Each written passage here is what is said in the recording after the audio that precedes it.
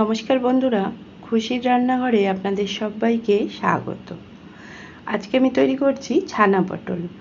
তো আসুন তাহলে দেখে নেওয়া যাক কিভাবে তৈরি করছি আমি এই ছানা পটল।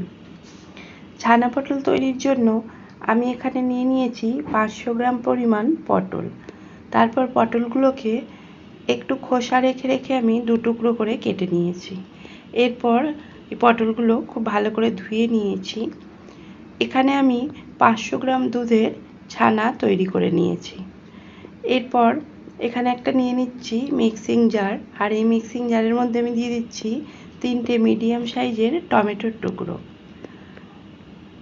এরপর এর মধ্যে দিয়ে দিচ্ছি আমি আগে থেকে 4টে শুকনো লঙ্কা জলে ভিজিয়ে রেখেছিলাম, আর শুকনো লঙ্কাগুলোর দানা ফেলে দিয়ে সেই শুকনো লঙ্কাগুলো এর মধ্যে দিয়ে দিচ্ছি। তারপর এর মধ্যে দিয়ে দিচ্ছি 2 ইঞ্চি পরিমাণ আদার টুকরো, আর দিয়ে দিচ্ছি 8-10টা আমন্ড বাদাম জলে ভিজিয়ে খোসাটা ছাড়িয়ে নিয়েছি সেই আমন্ড বাদামগুলো। আপনারা চাইলে এখানে কাজু বাদাম বা চিনে বাদামও ব্যবহার করতে পারেন। তারপর এগুলোর একটা মিহি পেস্ট তৈরি করে নিচ্ছি। এখানে উনানে একটা কড়াই বসিয়ে দিয়েছি। তারপর কড়াইয়ের মধ্যে দিয়ে দিচ্ছি সাদা তেল। গ্যাসের ফ্লেমটাকে মিডিয়ামে করে রেখে তেলটা ভালো করে গরম করে নিয়ে তেলের মধ্যে দিয়ে দিচ্ছি পটলগুলো। সমস্ত পটলগুলো দিয়ে দিয়ে একটু নাড়াচাড়া করে নিচ্ছি। তেলের সাথে পটলগুলো একটু নাড়াচাড়া করে নিয়ে পটলের মধ্যে দিয়ে দিচ্ছি সামান্য একটু লবণ, আর দিয়ে দিচ্ছি সামান্য পরিমাণে একটু হলুদের গুঁড়ো।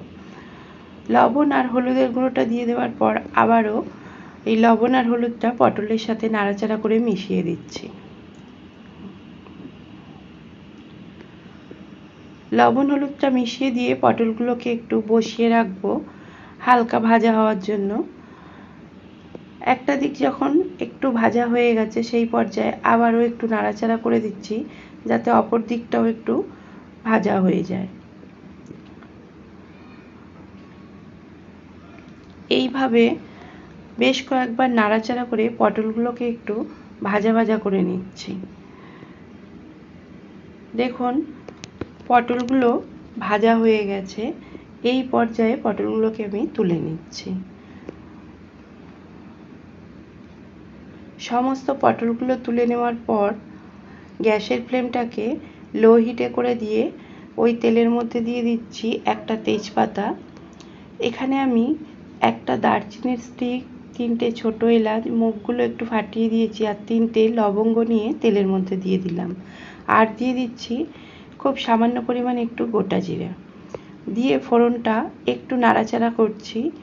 যখন ফোড়ন থেকে একটা সুন্দর গন্ধ বেরিয়েছে সেই পর্যায়ে এর মধ্যে দিয়ে দিচ্ছি আমি যে টমেটো আর বাদামের পেস্টটা তৈরি করে রেখেছিলাম সেই পেস্ট দিয়ে তেলের সাথে একটু এই পেস্টটাকে নাড়াচাড়া করে নিচ্ছি। যেহেতু এতে বাদাম দেওয়া আছে সেই কারণে গ্যাসের ফ্লেমটাকে লো হিটেই করে রেখেছি। তারপর মিক্সির জারটা ধুয়ে সামান্য একটু এর মধ্যে জল দিয়ে দিলাম, দিয়ে আবারও নাড়াচাড়া করে নিচ্ছি। নিয়ে এই মশলাটাকে একটু কষিয়ে নিচ্ছি।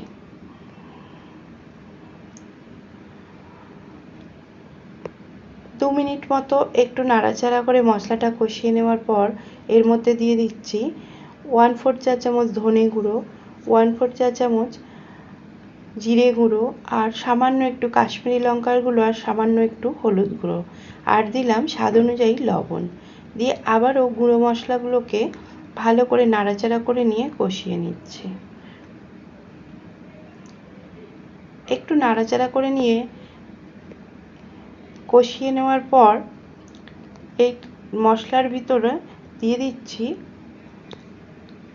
1 চামচ পরিমাণ চিনি।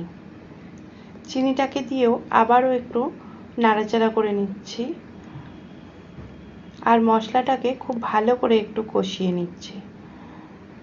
যখন মশলা থেকে তেল ছাড়তে শুরু করেছে সেই পর্যায়ে এর মধ্যে দিয়ে দিচ্ছি ভেজে তুলে রাখা পটলগুলো।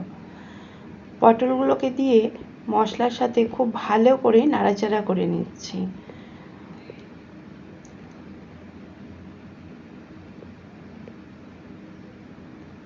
একটু ভালো করে মশলার সাথে পটলগুলোকে নাড়াচাড়া করে কষিয়ে নিচ্ছি। আর এই মশলার সাথে পটলগুলো যত ভালো কষানো হবে এই ছানা পটলের টেস্টটা ততটাই সুন্দর হবে। সামান্য একটু জল দিয়ে দিলাম, দিয়ে আবারও পটলগুলোকে বেশ কয়েকবার নাড়াচাড়া করে কষিয়ে নিচ্ছি।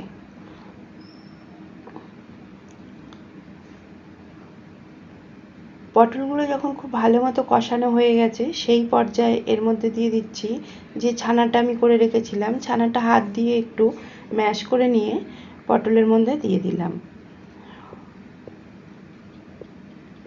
ছানাটা দেওয়ার পর আবারও নাড়াচাড়া করে ছানাটাকে এই পটলের সাথে ভালো করে একটু কষিয়ে নেব।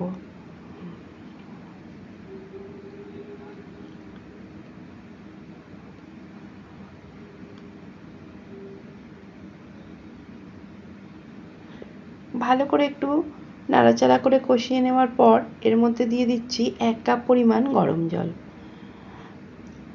গরম জলটা দিয়ে একটু নাড়াচাড়া করে মিশিয়ে দিচ্ছি। তারপর গ্যাসের ফ্লেমটাকে মিডিয়ামে করে দিয়ে এটা একটু ফুটতে দিয়েছি। যখন একটু ফুটে গেছে সেই পর্যায়ে এর মধ্যে আমি দিয়ে দিলাম 4টে গোটা কাঁচা লঙ্কা, দিয়ে একটা ঢাকনা দিয়ে আবারও গ্যাসের ফ্লেমটা লো হিটে করে দিয়ে এটা 5 মিনিট রান্না হতে দিয়েছি। 5 মিনিট পর ঢাকনাটা খুলে নিয়েছি, দেখুন গ্রেভিটা অনেকটা টেনে গেছে। এই পর্যায়ে আবারও একটু নাড়াচাড়া করে দিচ্ছি। তারপর এর মধ্যে দিয়ে দিচ্ছি 1/4 চা চামচ পরিমাণ গরম মশলার গুঁড়ো আর দিয়ে দিচ্ছি 1 চামচ ঘি, দিয়ে গ্যাসের ফ্লেমটাকে বন্ধ করে দিয়ে ঘি আর গরম মশলাটা একটু নাড়াচাড়া করে মিশিয়ে দিচ্ছি। তারপর এর মধ্যে একটা ঢাকনা দিয়ে 5 মিনিট এটা আমি স্ট্যান্ডিং টাইমে রেখে দিয়েছি। 5 মিনিট পর ঢাকনাটা খুলে এই ছানা পটলটা আমি নামিয়ে নিয়েছি। তারপর এটা ঠান্ডা করে নিয়ে পরিবেশন করেছি। তো বন্ধুরা, এই ছানা পটলটা ভাত, রুটি, পোলাও, ফ্রায়েড রাইস সব কিছুর সাথেই খেতে খুবই ভালো লাগে। তো আজকে আমার এই ছানা পটলের রেসিপি আপনাদের কেমন লাগলো অবশ্যই মতামত জানাবেন। যদি ভালো লেগে থাকে তাহলে একটা লাইক দেবেন, আর যদি আমার চ্যানেলের নতুন বন্ধু হয়ে থাকেন তাহলে আমার এই চ্যানেলটি সাবস্ক্রাইব করে দেওয়ার অনুরোধ রাখলাম। ধন্যবাদ।